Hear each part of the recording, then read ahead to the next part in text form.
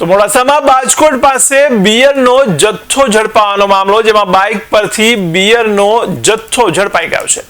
ત્યારે જિલ્લા પંચાયત પૂર્વ પ્રમુખ અને ધનસુરાના સરપંચના પુત્રની સંડોવણીને લઈને એએસપીને રજૂઆત કરાઈ છે।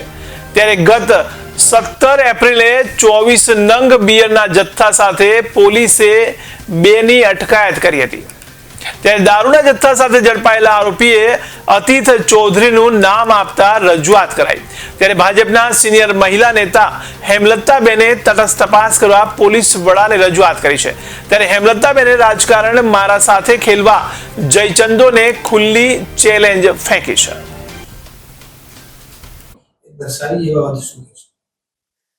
એ જ બાબતે હું આજે એસપી કચેરી સાહેબને ત્યાં મળવા માટે આવી હતી। એસપી સાહેબ તાલીમમાં ગયેલા છે અને ચાર્જમાં જે સાહેબ હતા એમને મળીને આવી એમના આના માટે કે સાહેબ આના માટે તટસ્થ તપાસ થવી જોઈએ। છોકરાએ નામ દીધું એ દબાણથી જ દેવડાવ્યું હતું। છોકરા પણ એવું કહે છે કે મારું દબાણ કરાવ્યું હતું।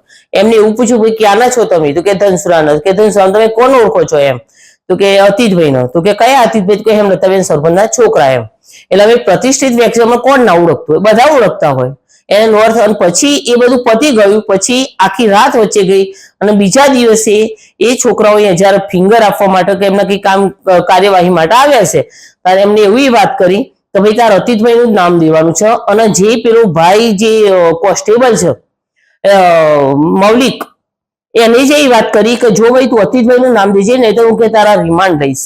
એટલે દબાણથી છોકરાઓનું નામ દે અને કદાચ મારા છોકરાનું નામ આવ્યું તો જે તે સ્થળ